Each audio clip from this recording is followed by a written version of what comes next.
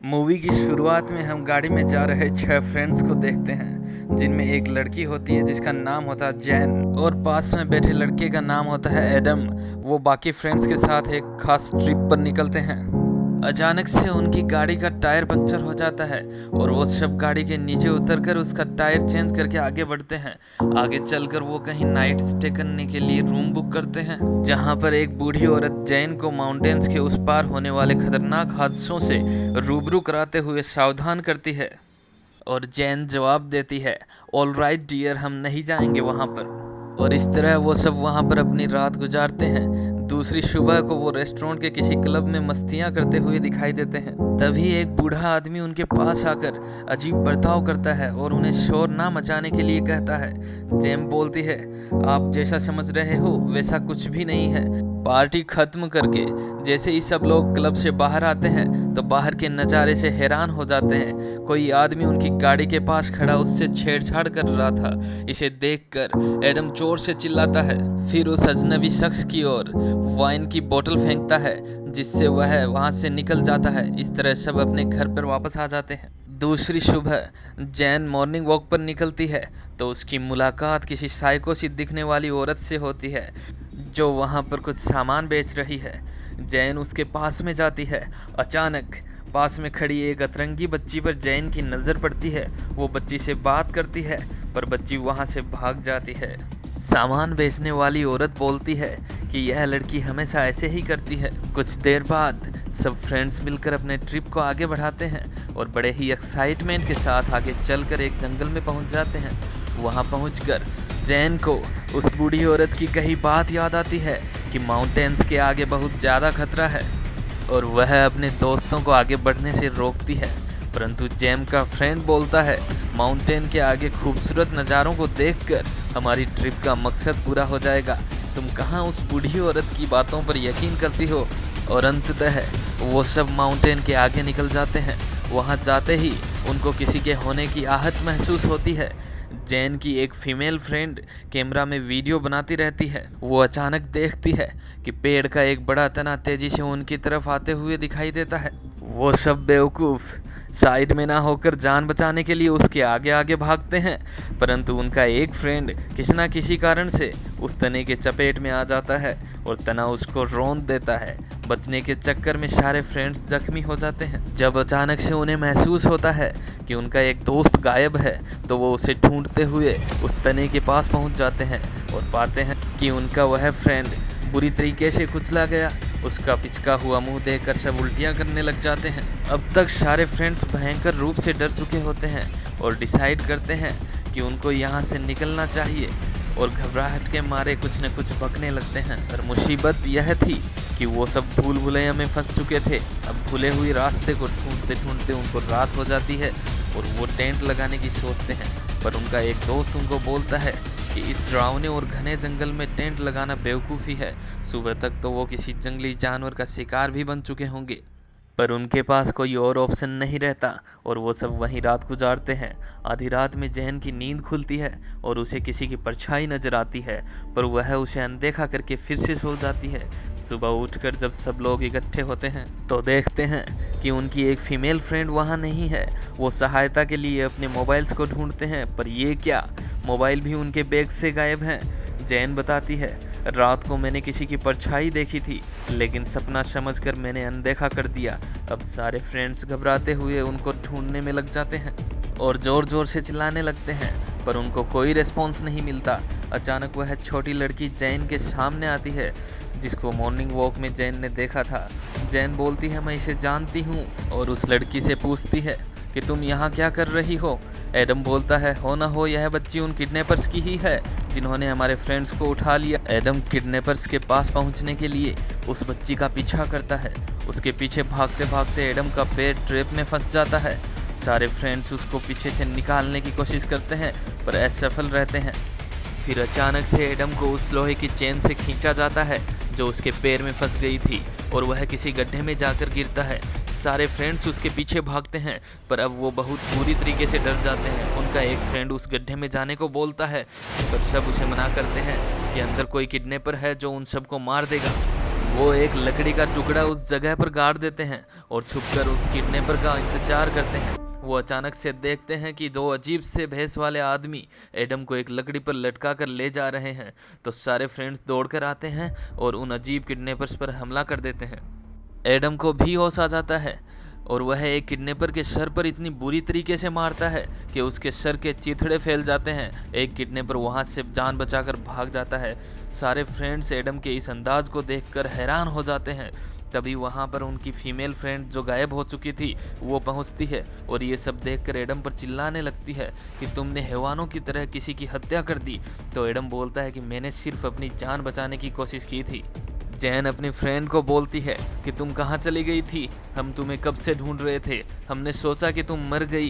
तो उसकी फ्रेंड बोलती है कि मैं वहाँ से रास्ता ढूंढने चली गई थी, पर मैंने कुछ अजीब से दिखने वाले लोगों को देखा तो मैं डर गई और जान बचाकर इस तरफ चली आई। अब सबकी हवा टाइट हो गई थी, सबके दिमाग में यही चल रहा था कि हम नहीं बचेंगे, पर कुछ भी हो हमें जल्द से जल्द यहाँ से निकलना होगा।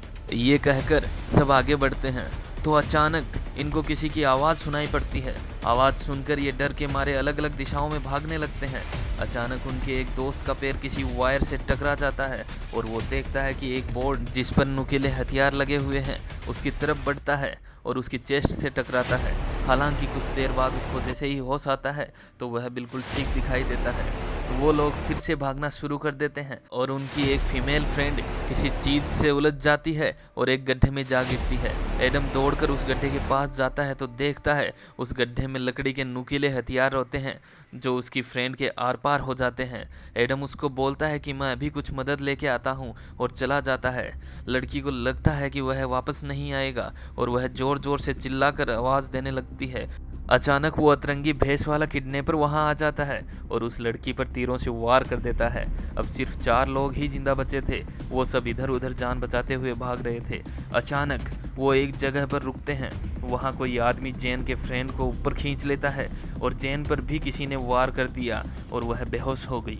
जैसे ही जैन की आंखें खुलती है तो वो खुद को किसी गुफा में पाती है। फिर उस गुफा का ढक्कन खुलता है और वहाँ पर वही छोटी लड़की दिखाई देती है। जैन उसे कहती है कि मैं तुम्हें जानती हूँ, क्या तुम मुझे पहचान रही हो? तो वह लड़की उसे चुप रहने को कहती है और कहती है मैं तुम्हें खाना भी नहीं दूंगी। उसको जोर से बंद कर वहाँ से निकल जाती है। फिर ढक्कन वापस खुलता है और वह लड़की गुफा में एक रस्सी वाली सीढ़ी फेंकती है जिससे जैन बाहर निकलती है।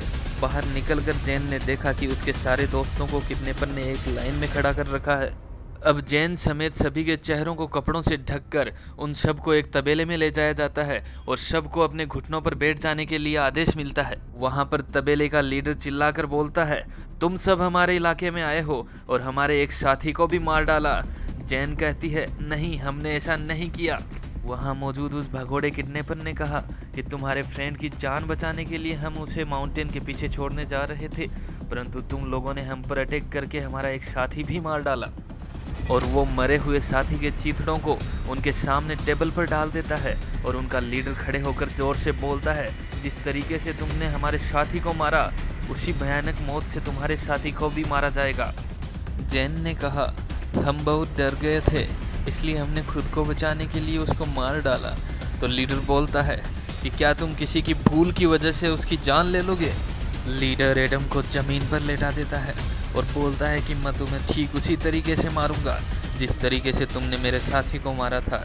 और वो एक मोटा सा डंडा उठाता है और उसके मुंह पर जोर जोर से वार करने लगता है और एडम के चेहरे के चिथड़े बाहर निकाल देता है। इस भयंकर दृश्य से सब घबरा जाते हैं। जैन जोर जोर से रोने लगती है और उसका एक फ्रेंड जान बचाकर भागने की कोशिश करता है, पर लीडर उस लड़के के पीछे एक नुकीला खंजर फेंकता है और वह लड़का वहीं ढेर हो जाता है। फिर वो एक लोहे की रोड को गर्म करता है और उस लड़के की आंखों में डाल देता है। उसकी आंखों की जगह गड्ढे दिखने लगते हैं। बाद में उसे एक गुफा में बंद कर दिया जाता है। लीडर जैन को कहता है तुम भी ऐसी ही मौत का मजा चखोगी। जेम कहती है प्लीज़ मुझे मत मारो। लीडर कहता है तुम्हारी ज़िंदगी का मेरे लिए क्या मोल है? तो जेम कहती है ज़िंदगी भर मैं तुम्हारी खिदमत में हाजिर रहूँगी, तुम जो चाहोगे वही करूँगी। हवस्सी लीडर इससे सहमत हो जाता है। फिर मूवी में हम जैन के फादर को देखते हैं। जो अपनी खोई हुई बेटी की तलाश में अलग अलग कोशिशें किया जा रहा था, वह उस लोकेशन पर भी जाता है जहां जैन अपने दोस्तों के साथ आई थी और वो वहां के पुलिस ऑफिसर से उसके बारे में जानकारी जुटाता है। पर पुलिस का जवाब पूरी तरीके से निराश करने वाला होता है। अब वह उस क्लब में पहुंचकर उस बूढ़े आदमी से जानकारी जुटाने की कोशिश करता है, जो उसको कहता है कि मैं जानता हूं तुम्हारी बेवकूफ़ बेटी कहाँ है और वो वहां से बचकर कभी नहीं आएगी। जैन के पिता कहते हैं, ऐसा क्यों? तो वो बूढ़ा आदमी कहता है कि मैंने उसको अपने दोस्तों के साथ में माउंटेन के पीछे जाते हुए देखा है और आज तक जो भी माउंटेन के पीछे गया है वो लौटकर कभी वापस नहीं आया। पर बाप आखिर बाप होता है। वो वहाँ से जैन को वापस लाने की ठान लेता है और दो और साथियों को लेकर उन सबको ढूंढने के लिए जंगल में निकल पड़ता है। जंगल में चलते चलते एक साथी का पैर उस वायर से उलझता है और वह गिर जाता है। दूसरा साथी उसके पास जाता है। इतने में एक बड़े पेड़ का तना उन दोनों के ऊपर गिर जाता है और वो कुचले जाते हैं। अब जैन का फादर अकेला ही इधर उधर भटकने लगता है और किडनैपर की हत्या चढ़ जाता है। उसे वहाँ से कबीले में ले जाया जाता है जहाँ वो अपनी बेटी से मिलकर बहुत ज़्यादा खुश होता है, लेकिन जैन उनको पहचानने से मना कर देती है। लीडर उनके पिता को कहता है, अब यह तुम्हारी बेटी नहीं मेरी पत्नी है। जैन के पिता को ज़मीन के अंदर किसी गुफा में ले जाकर बंद कर देते हैं। पर रात में जब पूरे कबीले के लोग सो रहे थे, तब जैन उस गुफा को जाकर खोलती है और अपने पिता से सॉरी बोलती है और कहती है कि अगर मैं सच बोलती तो हम दोनों मारे जाते। दोनों वहाँ से चुपचाप भागने लगते हैं। भागते हुए वहाँ पर जैन को उसका फ्रेंड मिलता है।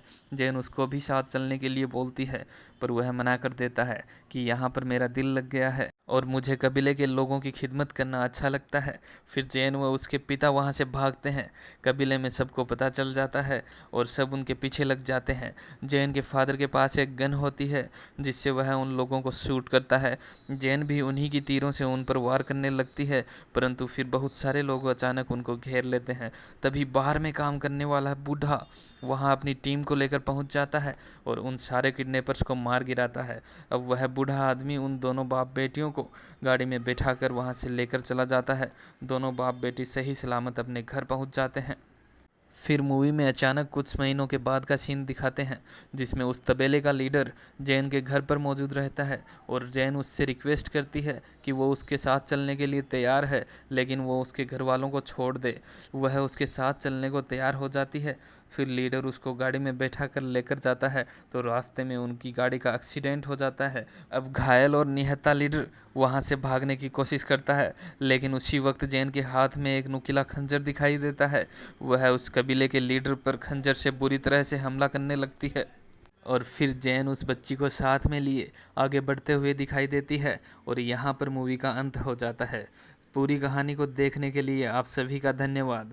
इस चैनल पर ऐसी ही इंटरेस्टिंग मूवीज़ की कहानियाँ मिलने वाली हैं। अगर आपको भी मूवी पसंद आई हो तो प्लीज़ लाइक शेयर और सब्सक्राइब करना मत भूलना।